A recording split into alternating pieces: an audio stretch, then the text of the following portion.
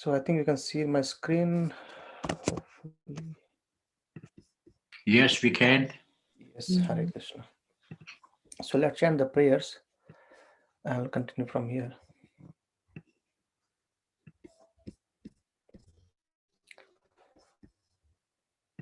Om Namo Bhagavate Vasudevaya. Om Namo Bhagavate Vasudevaya. Om Namo Bhagavate Vasudevaya. Narayanam Namaskritya Naram Chaiva Narottamam Devim Saraswatim Vyasam Tato Jayamudire Nashtaprayesu Abhadresu Nityam Bhagavata Sevaya Bhagavate Uttama Shloke Bhakti Bhavati Naistiki Krishnaya Vasudevaya Devaki Nandanaaya Cha Nandagopa Kumaraya Govindaya Namo Namaha Namaha Pankajanabhaya Namaha Pankajamaline Namaha Pankajanetraya Namaste Pankajangrehe Om Jnanatimirandhasya Jnananjanasalakaya Chakshurunmilitam Yena Tasmai Shri Gurve Namaha Shri Chaitanya Manobishtam Sthapitam Yena Bhutale Swayam Rupa Kadamahyam Dadati Swapadantikam Namo Vishnu Padaya Krishna Prishthaya Bhutale Srimate Bhaktivedanta Swami Niti Namine Namaste Saraswati Devi Gauravani Pracharine निर्विशेष शून्यवादी पाश्चात देश तारिणे जय श्री कृष्ण चैतन्य प्रभु नित्यानंद श्री अद्वैत गदाधर श्रीवासादि गौर भक्त वृंद हरे Krishna Krishna Krishna Hare Hare Hare Ram Ram Ram Hare Hare. Hare Krishna everyone, and welcome you on our ongoing discussion of Srimad Bhagavatam. Hope you all are doing good. And we were discussing yesterday on this cosmology, and let me share that screen and we'll continue from there. Okay.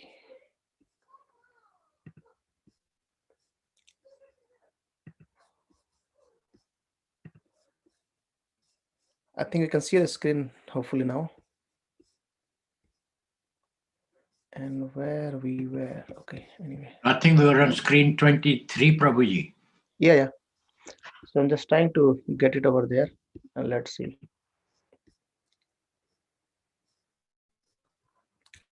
So this we discussed, this all has gone yesterday, and we understood about this all the residents and deepers and the deciding deities as well. And then where we understood about Bharatakanda and Bharatavarsha. And this is we understood about the Loka mountain, where the boundary of sun rays, if the sun cannot go beyond this land.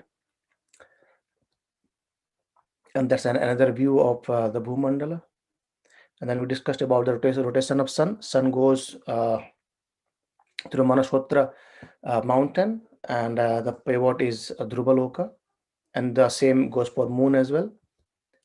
And we also discussed about this all planet system, the nakshatras, then the Venus, Mercury, Mars. And another view is basically spherical, goes up and up and up. And everything is being between the pole star. Yes, so today we will continue from here. And I think we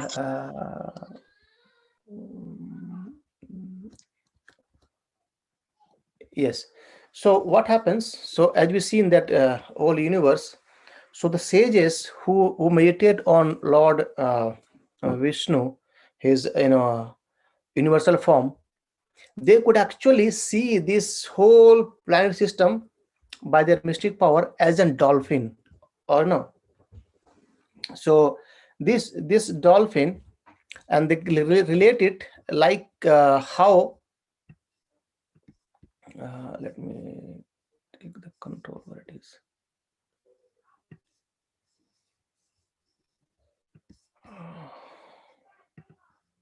Yes, so they think that the tail of the dolphin is at Dhruvaloka, and then Uh, below that, it's called Prajapatis, Agni, Indra, and Dharmas, their place, and then the Dhata and Vidhata, and then going ahead, they see the all Saturn, Jupiter, Mars, Mercury, Venus, and all those, and they could see that the mouth of dolphin as a Yamaraj, or lower planetary systems where Yamaraj lives, and they could see everything as dolphin. I think there is a one photographer as well who actually uh, clicked it, and it looks a safe of that dolphin. I think I do not have now. I'll share it in our group so that we can see the same thing as well. Right.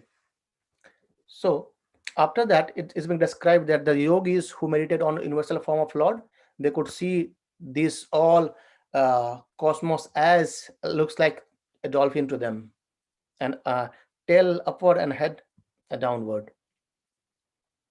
Right. Okay. And then below sun, there is a Rahu Ketu, and the movement of Rahu Ketu is basically uh, it actually tries to obstruct the sun rays of sun and moon, and whenever it comes in between, we see the eclipse comes over there.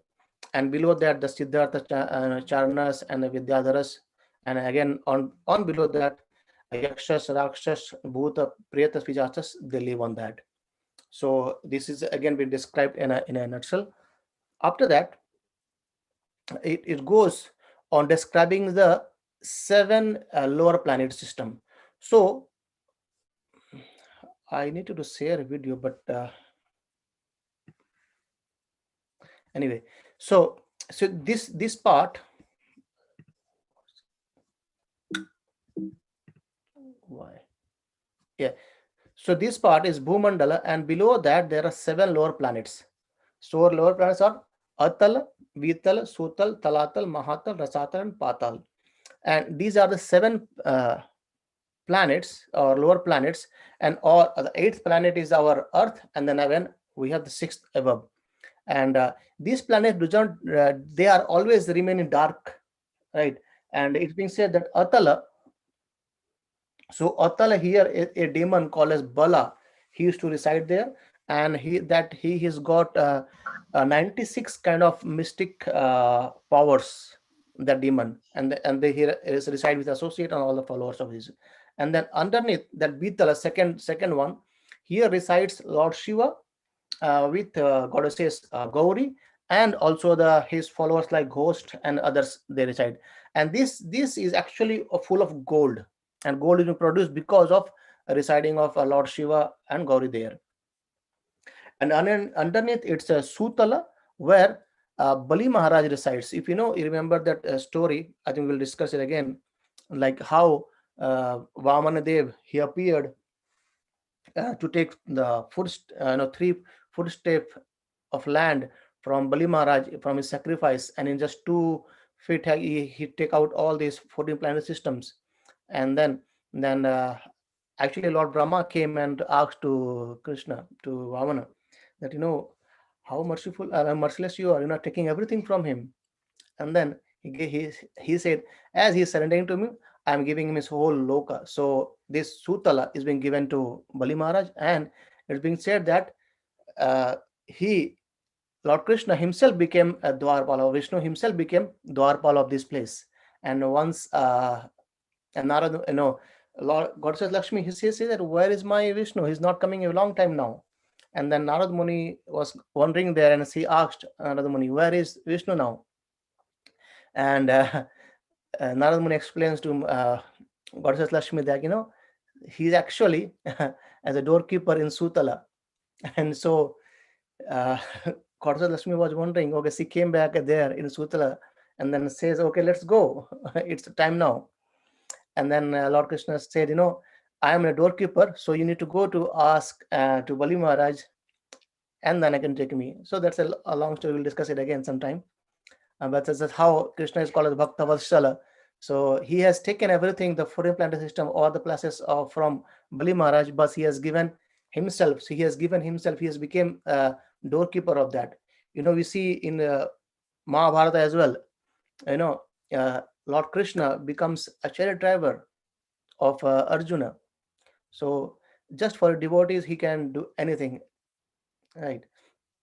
And then underneath it is Talatala. In Talatala, it's a demon called as Maya, and he's also very very glorious, but he's always being favored by Lord Shiva. Due to the favor of Lord Shiva, he has very good powers as well. However, Prabhupada writes that he do not get the devotional service of Krishna, but he enjoys a whole lot there. And then it's Talatala. So Talatala, after that is Mahatala. In Mahatala, it's there are snakes lives there, and snakes, they have so many hoods, not just one, many hoods snakes, they live reside there in Mahatala. And underneath it comes Rasatala. In Rasatala, and after that is Patala. Patala is basically Vasuki lives there. And below these seven planetary systems, so these seven planetary systems are actually uh, uh, lower planets, and there is no sunlight, it's always remaining dark. However, in this, the as the snake sleeps, so the snakes, they have the gems in their head, and that gems used to glow, and that is how they get a light in that, in this seven planetary system, seven lower locus. And there is no artificial light, or maybe not sunlight. And because they they, it's been also said that there is no old age and no disease. Just imagine, there is no disease as well, and they always remain very strong.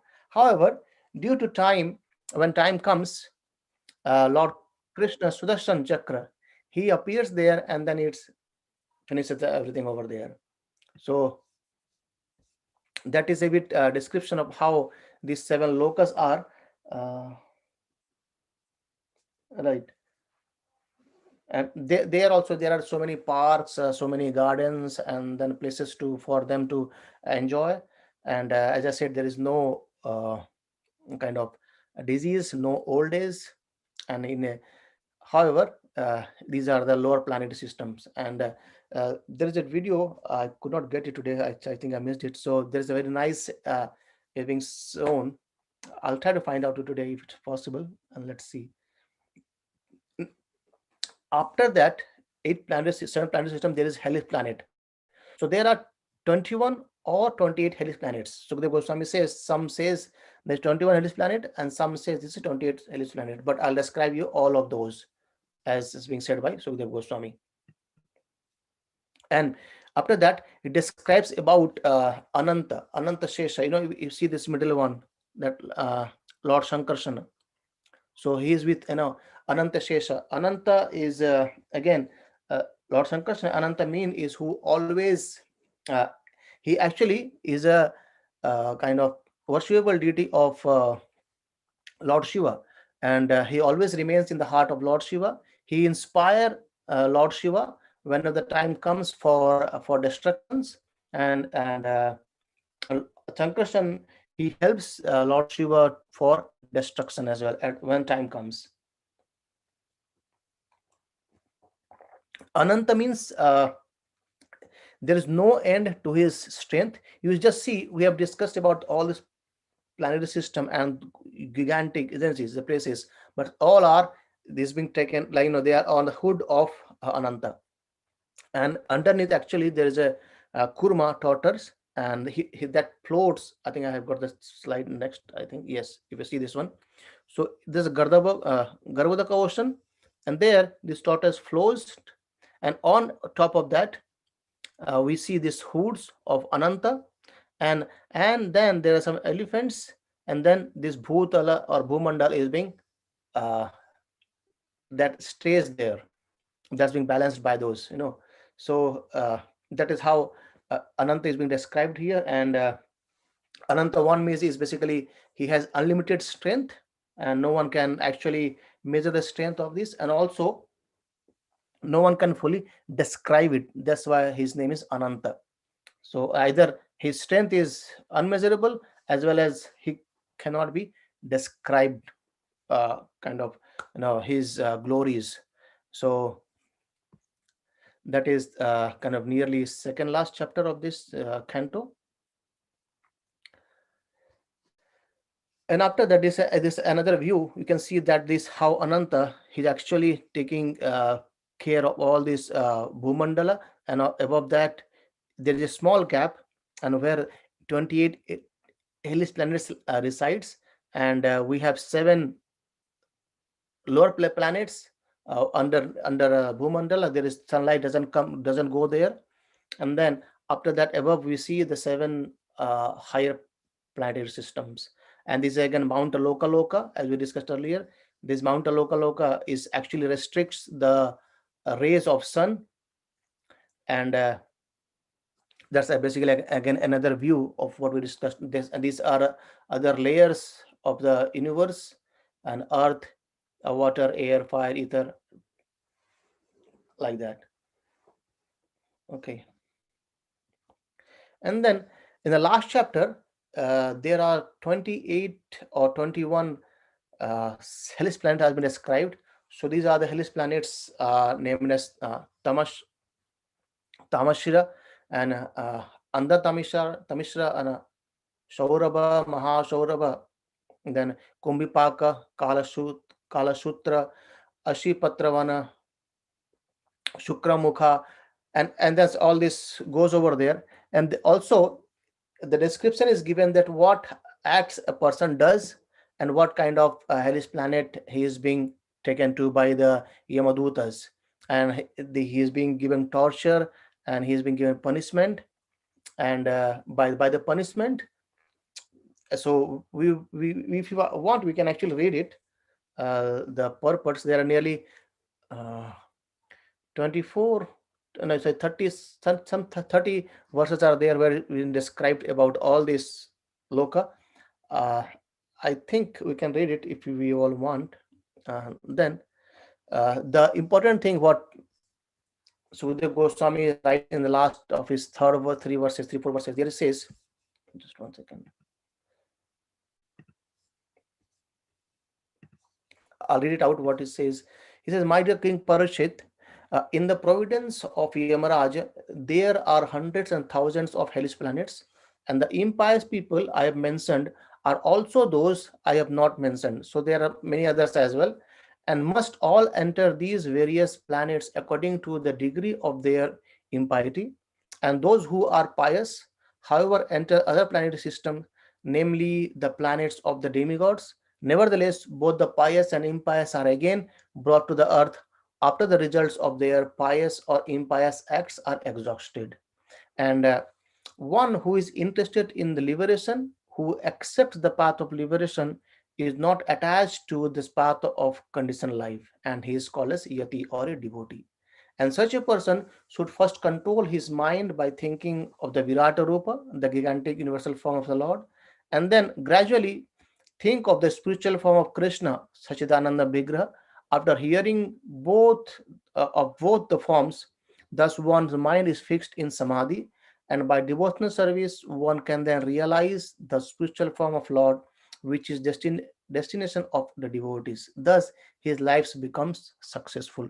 So, the solution is being given that how can we be saved from the either lower planet or from the higher planet or from the hellish planets. It basically becoming a devotee of Lord Krishna, and service by controlling our mind and senses, uh, becoming his devotee and worshipping him. And then at the end, the last verse, he says, "My dear king, I have now described for you this planet Earth, other planet systems and their lands, oceans, rivers, mountains. And I've also described the sky, the oceans, the lower planetary system, the directions, the hellish planetary systems, and the stars. And this constitutes the Virata Rupa, and the gigantic material form of the Lord, and on which all the living entities repose. Thus, I have explained the wonderful expanse of the external body of the Lord." Right. So I think I missed one thing to describe here. Let's go back. Uh, let's go back to one of the previous slide, and there we will see.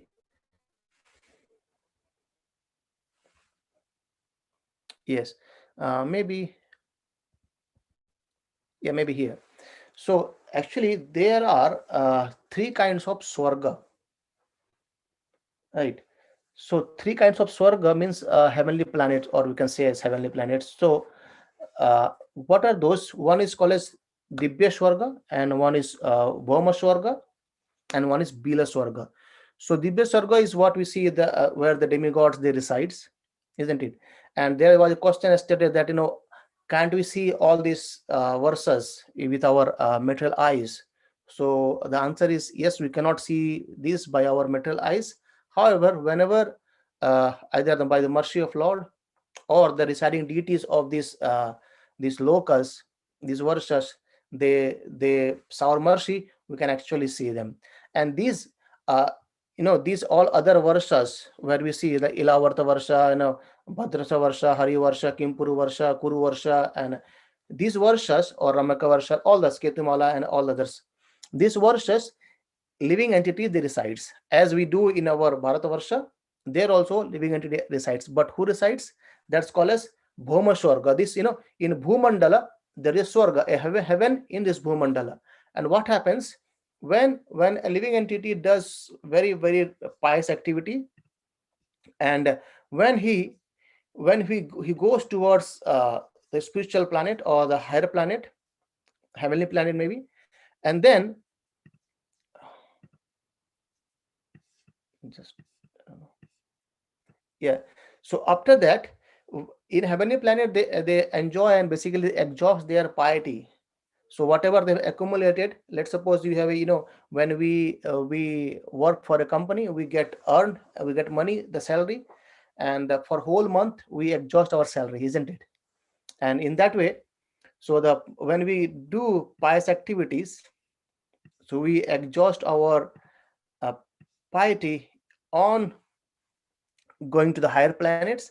And after that, as you are just about to be exhausted, just some little remains, we come back into these loka, and there the person enjoys for nearly 10 thousands of years.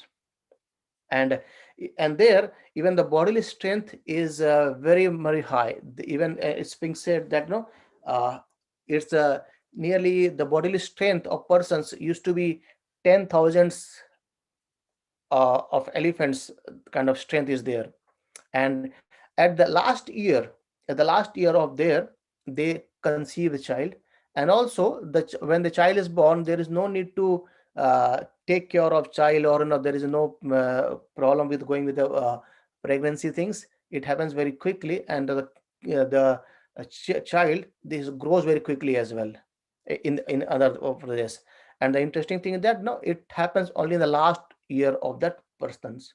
So, and basically here it makes say that the happiness is as like Treta Yoga. So people enjoy much there because they have came down from the heavenly planet, and here they have enjoyed. And after that, very little amount of past remains.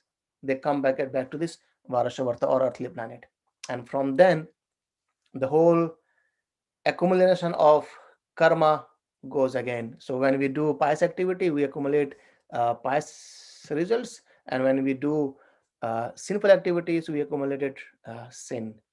Right. So that is one description of Bhoma Sarga, and so two we describes Dibya Sarga as the heavenly planets where demigods resides, and the second one is this is a Bhoma Sarga in Bhumandala. We have a Swarga, and the lower planets, seven planets, those are also called as Swarga, because they are called as Bila Swarga, or hidden, under earth. There is no sunlight. And as we discussed that in that place also, the demons and they live there, and they have very very high bodily strength, and there is no time, there is no day and night, there is no concept of day or night there, because it's always self illuminated by the gems. And that is why no sunlight goes. So we have sunlight in the day, in the night there is no sunlight, but there the gems are always glowing from the snake hood. So there's always illuminated. But when time comes, by the will of Krishna, Sudarshan Chakra comes and destroys everything from that. So these were the missing part before, and uh, that's it. And hopefully, if you want, actually, just let me know what all your decision is, we can actually read the some of the Hellish planets and the description what they are and how what the act we do and what we get they were there. If they're okay, then I can share this chapter and we can see over there. Right. So otherwise, we have completed Canto 5, where we have discussed about the whole cosmology and basically the uh, dynasty of Priyabrat Maharaj. Right. So it's on to you all. What we want to go ahead. So do you want to read some of the hellish planets descriptions? These Yes, are the would hellish be planets. nice to know. Yes, Yes, please. Yeah. Prabhu. Okay. Okay. Okay. Let me share the screen. Share the page actually.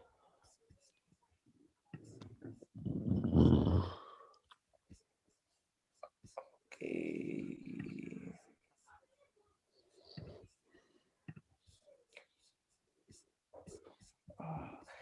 I hope you can see my screen now. Yes, Prabhu. No.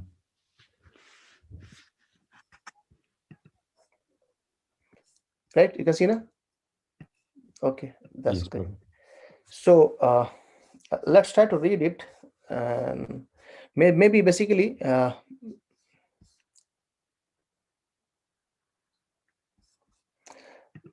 think let's read the overview. Let's read the overview, and I'll share this page to everyone, and then they can go and read all this description of these 40 verses, where it says like let's for example, a person who accepts his body as his self works very hard day and night for money to maintain his own body and the bodies of his wife and children, while working to maintain himself and his family, he may commit violence against other living entity.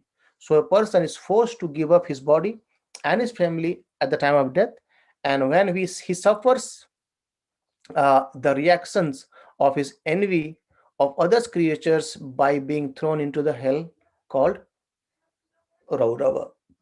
So let's read the description. It's very nice as well. Prabhupada has made some overview on that. So the 26th chapter describes how a sinful man goes to different hells and where he is punished in various ways by the assistance of Yamaraja, as stated in the Bhagavad Gita 3.7. Prakritiye kremanani gunai karmani sarvasa ankara bimudatma karta ahamiti manyate.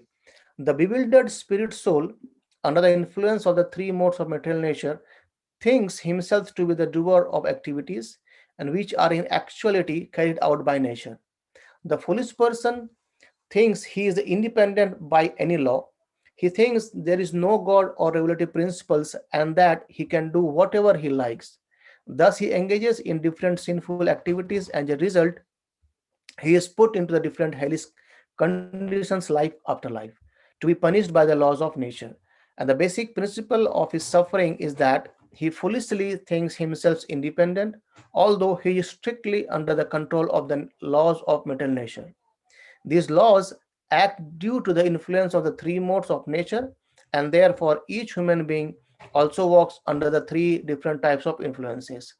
According to how he acts, he suffers different reactions in his next life or in this life. And religious persons act differently from atheists, and therefore they suffer different reactions.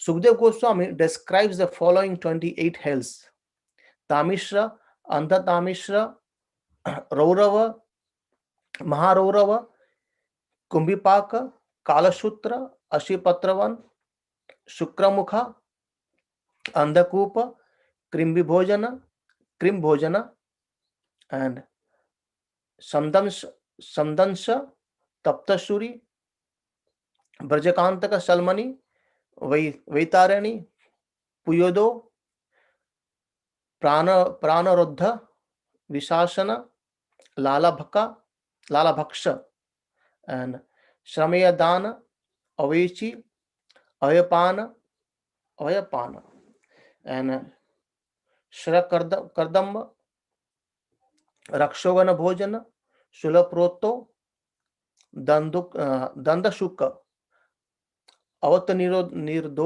Nirodhana, Paryavartana, and Suchimukha.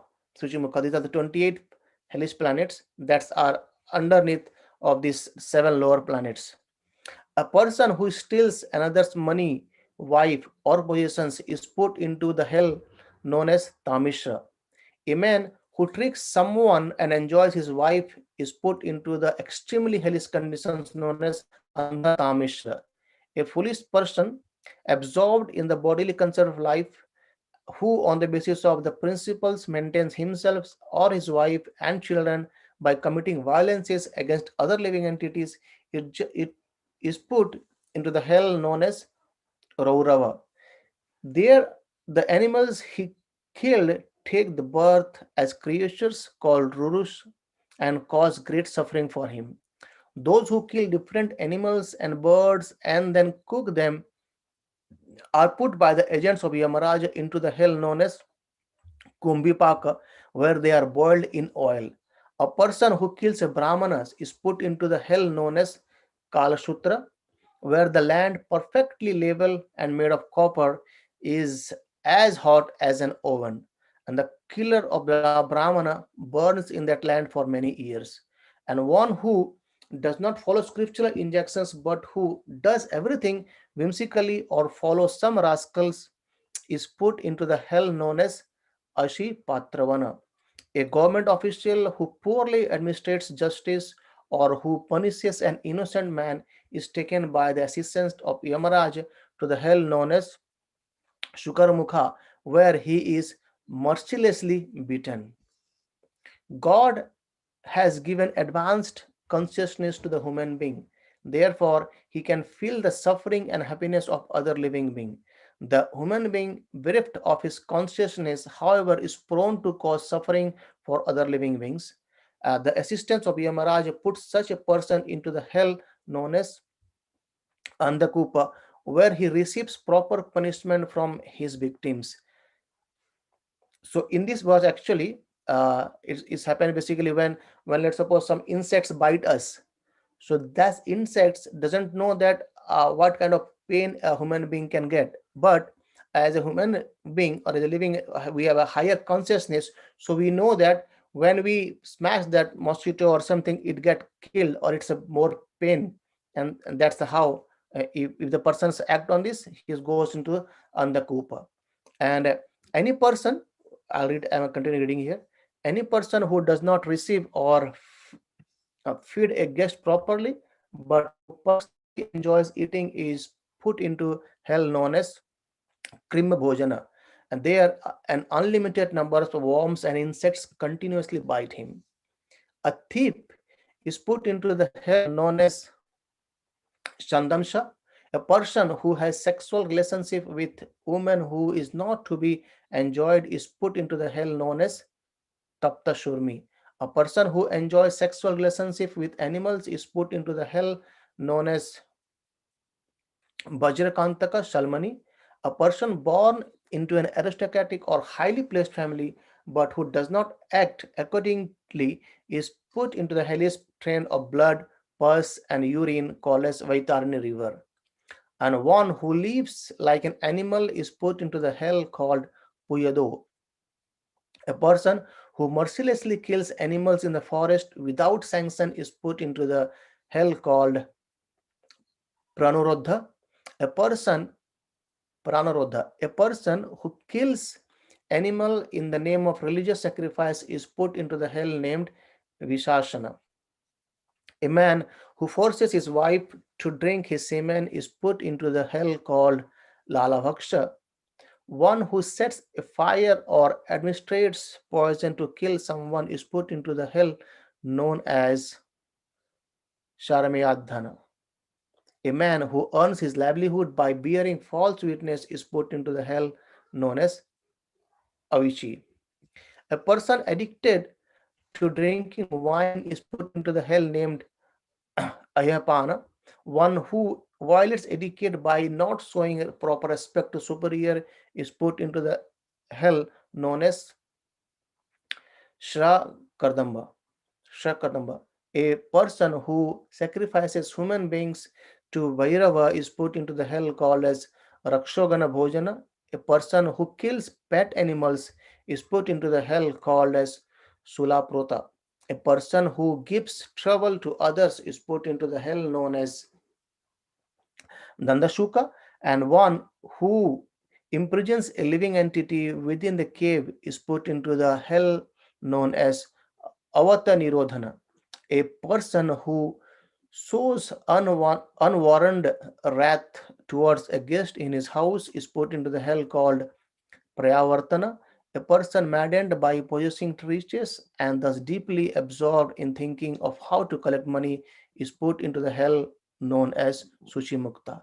And after describing hellish planets, Sukdev Goswami described how pious persons are elevated to the highest planet systems where the demigods lives, and how they can come back again to this earth when the results of their pious activities are finished. Finally, he describes the universal form of the Lord and glorifies the Lord's activity. So that's an overview of this chapter, and I'll share this. We can, if you want, we can go more there. You know, the last line this here that Sudha Goswami describes how the pious persons they elevate to the highest planet system and then they come back again to the earth. Krishna says the same thing in Bhagavad Gita, A Brahma Bhuvanaloka Punavartina Arjuna. Then Ma Mopa to the Kontya Punarjanmana Vidyate. So any person who, like, in this whole planetary system, wherever we are, uh, the time comes and we may go to higher planet, but we'll have to come back again this material world. And this material world is the place where by doing devotional service, we can actually go back to spiritual world, and from where there is no more birth and disease, birth and death, no more disease, no more old age. So by ending this chapter, Sukadeva Goswami said that devotional service is the best one by which a person can be elevated towards the kingdom of God or a Vaikuntha planet or many Vaikuntha planets. So, any questions or any thoughts or any comments, please let me know. I think we are on time today. Prabhuji, Hare Krishna. One question, Prabhuji. Yes, If Prabhuji. someone do something wrong, like means like sin unknowingly, so Mhm. is that a sin or that can be rectified? I think I've heard it a bit long time from Prabhupada's one of the lecture or the devotee was giving.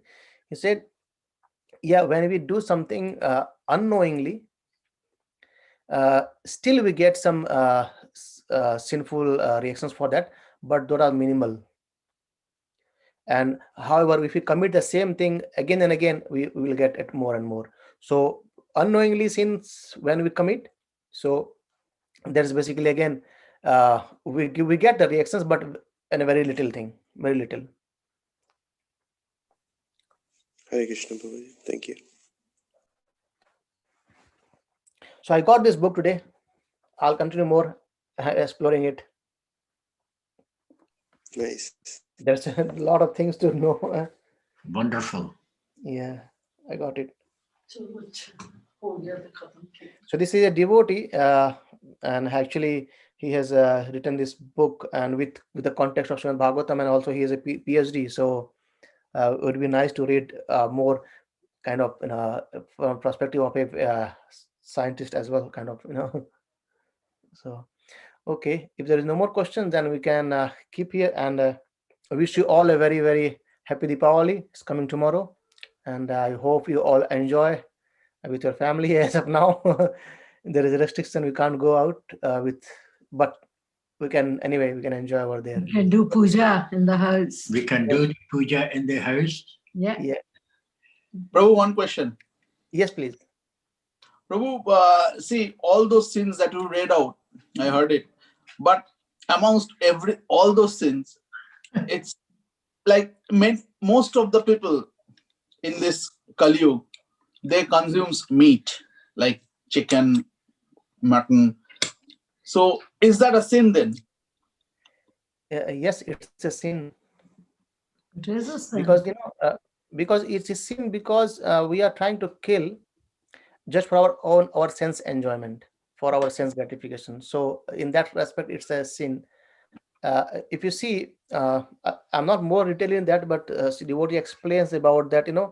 uh, even if you see there are some animals, some people say, okay, if we only get meat, then we will become strong. And the devotees gives a very example. See, elephant, he is so strong, but he doesn't eat anything. Cow, it doesn't take meat.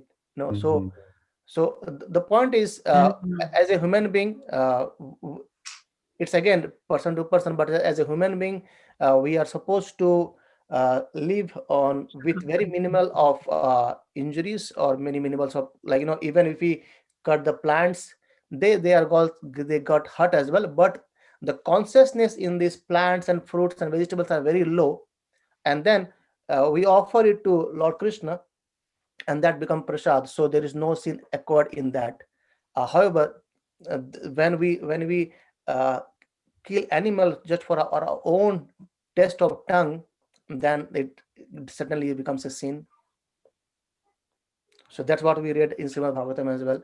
And I think I forgot to mention one thing here. By reading Cosmology, Prabhupada, in one of the purport, he clearly says that we have to be completely have faith in the words of Srimad Bhagavatam by Srila Sukadev Goswami, and we should not try to manipulate things by our own whimsical speculations. So make these as completely true. There is nothing wrong in that. So uh, again, if you see, just when we want to go ourselves for enlightening ourselves on spirituality, we have to be more of a non-envious, isn't it, or non-harmful. A devotee was sharing a very nice example. So let me say that, he said, when we see people who go with their dog outside, when they go for walk with their dog, they take their puppy very very close to the heart, and they sometimes kiss him, or whenever they have a separate room for the dogs, or puppies and their pet dogs. And even when they go out with their vehicle, there is provide a seat for them. That's very nice, isn't it? They're very very compassionate towards the a living entity. But on the other hand, they are easily cutting the other animals, like someone wants to have a chicken or mutton or whatever it is. So one side there's a compassion for their own pet, but other side we are becoming cruel. There's one aspect of understanding. And one more understanding is was from Indian devotee, very nicely said. So whenever we see or somehow or other, let's suppose a dead body is there, and whenever we touch the dead body, as for the Hindu rituals, we need to take shower before entering our house, isn't it? Even if we go to crematorial ground, we need to come and take India. shower and then go back to our Yes. house. Even or by mistake, if we touch these things, we need to take shower. It means what? We need to clean ourselves. And how could a person keeps a live animal in his fridge? We are touching animal which is died now, and after that, this the stomach, this got the fire, Jatar Agni, and fire is used for sacrifice. And where in wind fire we used to put some herbs in sacrifice, isn't it? We put to ghee and then some herbs and then stick on that. And this Jatar Agni, we are putting what? We are putting a piece of lump and the animals. Basically, we are making our stomach as a cremational ground. So sorry, it might be a bit heavy, but that's how we get it from explanation of how sin it is to eat animals.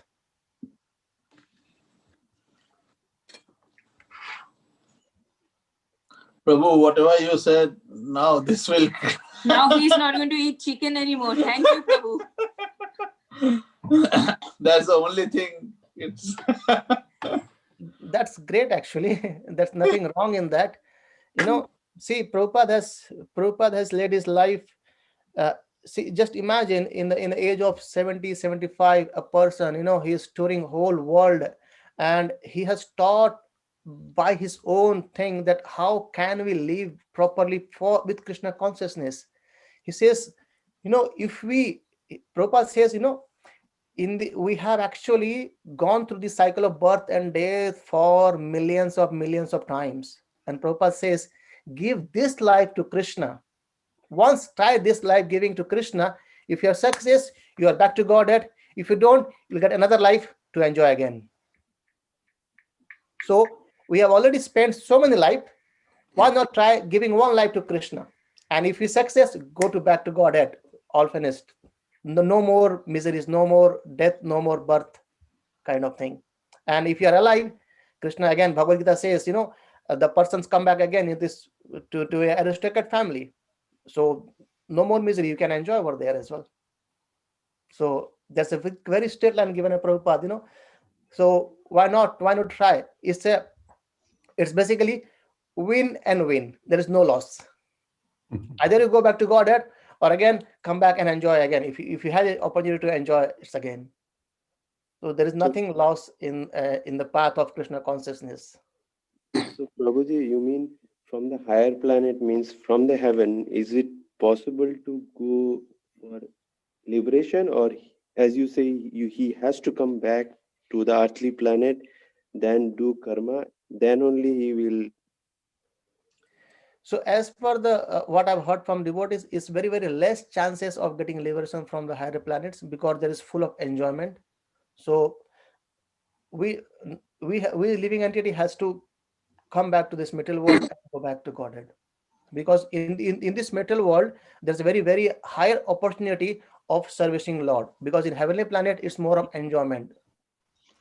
So definitely from there also we can go, but as per the description of many times, uh, normally people come down after enjoying or fully giving up their or pious activities, they come down again to this material world. So even I think we have read earlier a prayer of the even devatas. They said how lucky these people are. They can see Krishna, because Lord Krishna, he doesn't roam there in Vaikuntha, the heavenly planets. But Krishna has came in Vrindavan. We can go and see his roam around us on the Vrindavan. We can see the lotus feet of Krishna in this ground. That is why Bhuloka is much more kind of pious and higher than heavenly planets. Even if you see, even all from the four yugas, Satya Yuga, Dwapar, Kali, and Treta, the Kali Yuga has more importance as well. In the last canto, 12th canto, it's being said, Kalir doso nidhe rajan hasti ayek mahan guna Kritnad eva krishnasya mukta sanga param brajit. So Kali Yuga has so many faults, unlimited faults, ocean of faults is there. However, there is one much more benefit thing. What? Kritna Deva Krishna, so just chanting the holy name of Lord Krishna, nothing is required. We don't have to become a scholar, we don't have to memorize those whole Sanskrit words and read Vedas and everything. Just Kritna Deva Krishna, chanting the holy name of Lord, engaging in kirtan, someone can become Mukta Sangha Prajam Brajit. He become liberated from this material world, and what? Param Brajit, he gets the abode of Lord Krishna, the Vaikuntha. Just imagine, Prabhu. Nothing else is required. Just Krishna Seva Krishna. Prabhupada always says that our devotional service in this Kali Yuga, 99% depends upon the chanting of holy name, how intensely or how purely we are chanting. If we are chanting our holy name very nicely, then everything is revealed, because Krishna's name and Krishna, no difference. There is Prabhu, no difference between Krishna and Krishna's name. can we chant after having non-veg as well?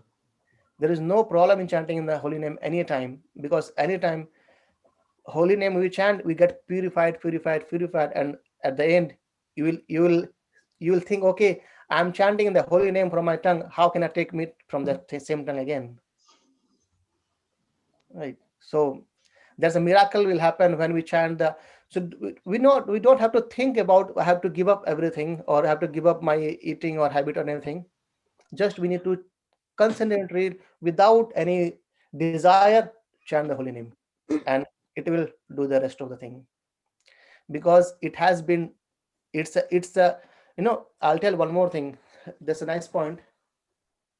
Sorry, it's Friday, but you are going a bit more on that. And why we chant the name of Lord by counting, isn't it? We say, okay, we have to chant 16 rounds every day. 16 into 108, isn't it? So every day we have to chant this much round is minimal for taking initiation. Why? So when we take salary, we count the money. That's dhana, isn't it? We count the money. And when we want to change our job, we also see how much money he is giving, how much hike I am getting. Whatever we think in this other world, or whatever thing we say, okay, I'm getting these things, how much money it is. Okay, I need to go to a tour for Europe, how much money is going to cost. We always think about money, money, money, money, and that's called as dhana, isn't it? In Hindi we call it dhan. And song describes golokera prema dhana hari nama sankirtana. So golokera prema dhana, so the dhana or the money of Golak Vrindavan is what? Harinama Sankirtana. So why not to count and chant the Harinama? And it's 16 is minimum, and you can chant endlessly, right? So that's where Prabhupada says 16 rounds is minimal, because we have to count. And there is again second aspect is come that we put our dedication. Okay, nonetheless, I'll have to chant my round. Today in the morning I was reading a nice quote from Prabhupada. He said that we don't forget to eat, isn't it? Even if we are sleepy, we take our food and go to sleep. So why to forget chanting? And if he was actually giving initiation, so he was talk about initiation. He said, initiation means you have to give a commitment that I have to chant 16 rounds every single day. You have to give up your sleep. You have not completed your 16 rounds. So because what? This is Golokara Premadhana, and we need to have put some commitment as well. Just imagine in this material world, whatever we want, isn't it? We have to put commitment, either for a good job, either for good study, or either for good money, and anything. We need to put some commitment. In the similar way, spirituality needs more commitment of that as well, and it has to be done every single day. Thank you for bringing these questions. Okay. And sorry Prabhuji, for taking a bit long time. I thought we have on time today, but we have exceeded it. Prabhuji, sorry, but last question. No problem. Just I'm okay. uh, so just to clarify my doubt on previous question. So you say pious activity and devotional service. So pious activity makes us eligible to go to heavenly planet. But suppose if anyone do little amount of devotion service, that's not count for the heavenly planet, right? That might be added in our next life to continue further from there. Yes, Prabhu. So how to understand is basically I think I've said earlier as well. We have two bank account. Let's suppose we have a bank account of what we have. We have maybe Bank of Scotland or HSBC or Barclays, wherever, isn't it? We get a salary, and every month it goes, we spend, and it goes up and down, up and down, up and down. But the bank or account which we have opened for our spiritual life, that never goes down. It always goes up, up, up, up, and up. So when 100%, we are back to Godhead. So in the next life, we start wherever we have left. So even chanting a single name of Hare Krishna, we have opened their bank account. So we have put some money on that. And if we can grow it very nicely, it can be full. Thank you, Prabhuji. Hare Krishna. Thank Hare you Krishna. everyone for joining, and thank you for actually inspiring me as well. And we have completed Canto 5, and from Monday we'll enter Canto 6. Hare Krishna. Grantharaj Srimad Bhagavatam ki Jai. jai. Srila Prabhupada ki jai. Jai. Hare Krishna. Hare Hare Krishna. Krishna. Happy Diwali. Happy Diwali. Happy Diwali. Thank you everyone. Thank you.